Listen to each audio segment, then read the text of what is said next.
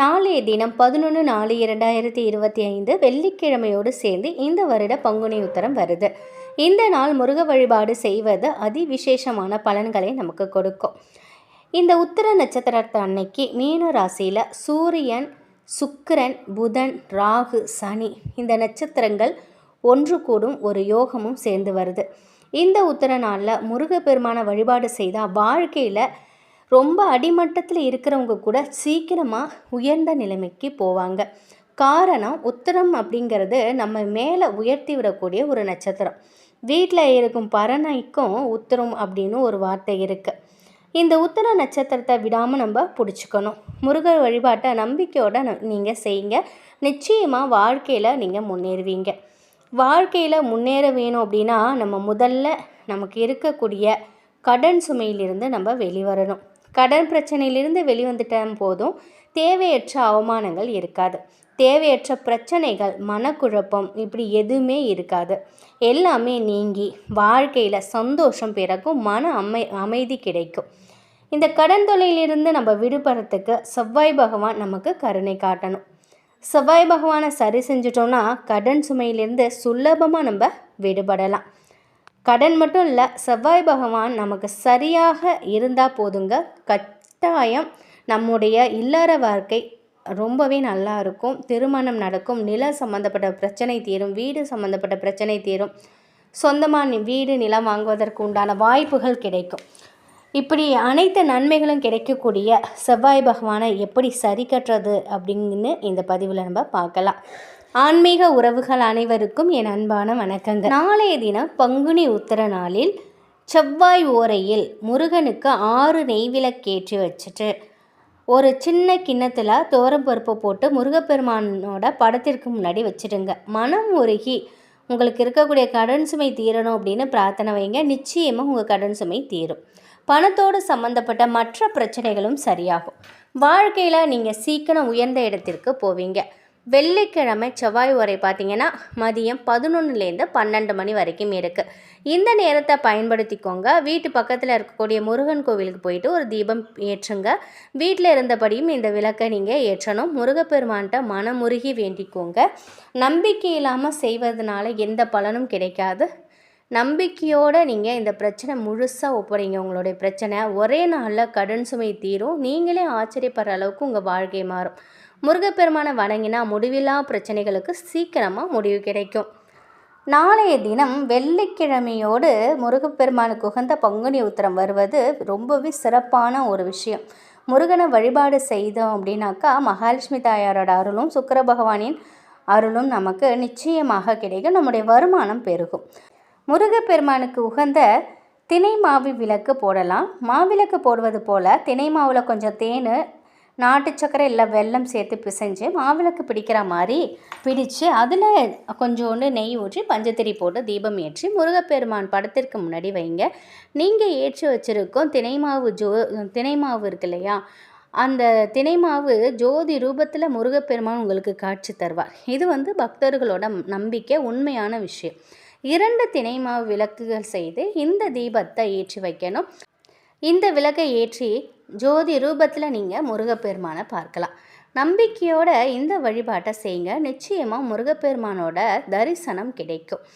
நாளைய தினம் ஒரு 6 1 ரூபாய் காசை முருகப்பெருமான்கிட்ட மனசார வேண்டிக்கிட்டு எனக்கு இருக்கக்கூடிய கஷ்டங்கள் எல்லாம் தீரணும் அப்படின்னு பிரார்த்தனை வச்சுக்கிட்டு உங்களுடைய பிரார்த்தனை வச்சுட்டு அந்த சிகப்பு கலர் துணியை முடிச்சு போல் கட்டி முருகரோட பாதத்தில் வச்சுருங்க. நீங்கள் என்ன வேண்டுதல் வச்சிங்களோ அது கூடிய விரைவில் நடக்கும். அப்போ நீங்கள் பக்கத்தில் உள்ள முருகன் கோவிலில் அந்த 6 1 ரூபாயை உண்டியெல்லாம் சேர்த்துடுங்க. முருகப்பெருமானுக்கு இந்த தீபத்தை ஏற்றி வச்சுட்டு மாவிளக்கு தீபத்தை ஏற்றி வச்சுட்டு முருகப்பெருமானுக்கு உகந்த இந்த ஒரு பாடலையும் நீங்கள் பாடலாம். கந்த புராணத்தை முழுமையாக படித்த பலனும் உங்களுக்கு சேரும். ஏறுமையில் ஏறி விலை ஆடுமுகம் ஒன்றே, ஈசருடன் ஞானமொழி பேசுமுகம் ஒன்றே, கூறுமடி யார்கள் வினை தீர்க்குமுகம் ஒன்றே, குன்றுருவ வேல் வாங்கி நின்ற முகம் ஒன்றே, மாறுபடு சூரரை வதைத்த முகம் ஒன்றே, வள்ளியை மனம் புணர வந்த முகம் ஒன்றே, ஆறுமுகம் ஆன பொருள் நீ அருள வேண்டும், ஆதி அருணாச்சலம் அமர்ந்த பெருமாளே. இந்த பாடல் நம்மள நிறைய பேருக்கு தெரிஞ்சிருக்கும். இருந்தாலும் இந்த பாடலை குறிப்பிட்டு இந்த தினை மாவு விளக்கு ஏற்றி வச்சுட்டு அந்த தீபச்சுடர் முன்னாடி உட்காந்து பங்குனி உத்தர நாள் அன்னைக்கு அதை சொன்னாக்கா அதோட பலன் வந்து அதிக பலன் நமக்கு கிடைக்கும். கோடான கோடி நன்மைகள் நம்ம குடும்பத்திற்கு வந்து சேரும் அற்புதமான ஒரு தீப விளக்கு தான் இது. கட்டாயம் நாளைய தினம் முடிந்தால் இந்த தினைமாவு விளக்கும் நீங்கள் ஏற்றி வைங்க. நாளைய தினம் வெள்ளிக்கிழமை காலை 6 to 7 சுக்கிர ஓரை. அந்த நேரத்தில் பூஜை அறையில் ஒரு வெற்றிலை எடுத்துக்கோங்க. அதில் 1 ஸ்பூன் துவரம்பருப்பு, 1 ஸ்பூன் வெள்ளை மொச்சை இதை வச்சு முருகப்பெருமான் முன்னாடி வச்சுருங்க. எப்பொழுதும் வழக்கம் போல் நீங்கள் இந்த வழிபாடு செய்யுங்க. இந்த வழிபாடு செஞ்சுட்டு வேல் இருந்ததுன்னா வேலுக்கு அபிஷேகம் செய்து சந்தன குங்குமம் போட்டு பூலாம் வைங்க. ஒரு நெய்வேத்தியம் தினைமாவு நெய்வேத்தியம் வைங்க, இல்லைன்னா 2 வாழைப்பழமாவது வைங்க. இந்த வெற்றிலையோட இந்த உங்கள் உள்ளங்கையில் எடுத்து வச்சுக்கோங்க. அதில் இந்த துவரம் பருப்பும் வெள்ளை மொச்சையும் வச்சுருக்குங்க இல்லையா, அது ரெண்டும் ஒன்றா கலந்தாலும் தவறில்லை. இந்த வெற்றிலையோடு சேர்ந்து இந்த 2 தானியங்களையும் அதை அப்படியே வச்சுட்டு முருகனுடைய கடன் சுமை தீரணும், வருமானம் பெருகணும் அப்படின்னு மனமுருகி வேண்டிக்கோங்க. ஓம் ஷம் சரவண பவ, ஓம் ஷம் சரவண பவ இந்த மந்திரத்தை 108 முறை சொல்லுங்கள். கடன் தீர்க்கும் முருகனோட மந்திரம் தான் இந்த மந்திரம். கையில் உள்ள அந்த வெற்றிலையில் துவரப்பருப்பும் வெள்ளை மொச்சையும் நிச்சயமாக இருக்கணும். வெள்ளை மொச்சை சுக்கிரனுக்குரியது, துவரம்பருப்பு முருகப்பெருமானுக்குரியது, வெற்றிலை வெற்றியை கொடுக்கக்கூடியது. இந்த 3 பொருளையும் கையில் வச்சுட்டு நாளைய தினம் முருகனோட இந்த மந்திரத்தை நீங்கள் சொன்னீங்கன்னா நிச்சயமாக பண கஷ்டம் நீங்கும், நிறைய பணம் சம்பாதிக்கும் யோகமும் உங்களுக்கு கிடைக்கும். மந்திரத்தை சொல்லி முடிச்சுட்டு கையில் இருக்கக்கூடிய வெற்றிலையை முருகனோட பாதத்தில் வச்சுருங்க. வெள்ளிக்கிழமை முழுவதும் அப்படியே இருக்கட்டும். மறுநாள் காலையில் சனிக்கிழமை எழுந்ததும் குளித்து முடிச்சுட்டு பூஜை அறையில் விளக்கேற்றி முருகப்பெருமான மனதார வேண்டிக்கோங்க. அந்த பொருட்களை எடுத்துக்கொண்டு போய் பசுமாட்டு தொட்டியில் போட்டுடலாம். இல்லைன்னா அதில் உள்ள தானியங்களை காக்கா குருவிக்கு போட்டுட்டு வெற்றிலையை கால்படாத இடத்துல போட்டுருங்க. இந்த பரிகாரத்தில் மறைந்திருக்கும் சூட்சமே அந்த 2 தானியங்கள் தான். நாளைய தினம் ரொம்பவே சிறப்பு வாய்ந்தது. அந்த நேரத்தில் நீங்கள் சுக்கிர ஓரையில் இந்த பரிகாரத்தை செய்யும் பொழுது பல மடங்கு பலன் உங்களுக்கு கிடைக்கும். காலையிலேயே பங்குனி உத்தர நாளில் காலையிலேயே வந்து பிரம்ம முகூர்த்தத்தில் குளிச்சுட்டு முருகப்பெருமான மனதார வேண்டிக்கோங்க. உங்களுக்கு இருக்கிற அனைத்து பிரச்சனையும் தீரும். நாளைய தினம் நீங்கள் காலையில் மஞ்சள் தண்ணி எடுத்துகிட்டு வாசல் தெளித்து கோலம் போட்டுட்டு உள்ளுக்குள்ளே வரும்போது நிலைவாசலில் கொஞ்சோண்டு பட்டை பொடி இருக்கு இல்லையா, அந்த பொடியை 2 சைடும் வந்து போட்டுட்டு வாங்க.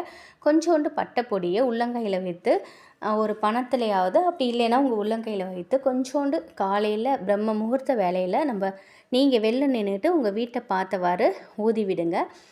அந்த பட்டைப்பொடி எப்படி வந்து பரவி வருதோ அதே போல் உங்களுடைய அனைத்து கஷ்டமும் தீர்ந்து பட்டை பொடி போல் பண வரவும் அதிகரிக்கும் அப்படிங்கிறது நம்பிக்கை. முருகப்பெருமான மீது நம்பிக்கையோடு இதெல்லாம் செஞ்சு பாருங்கள். இந்த வழிபாட்டில் எது உங்களால் முடியுதோ எல்லாமே முடிந்தாலும் நீங்கள் செய்யுங்க, இல்லை எது முடியுதோ அதை நீங்கள் செய்து பாருங்கள். ரொம்பவே அதிசக்தி வாய்ந்த ஒரு அற்புதமான ஒரு வழிபாடு தான் இது எல்லாமே.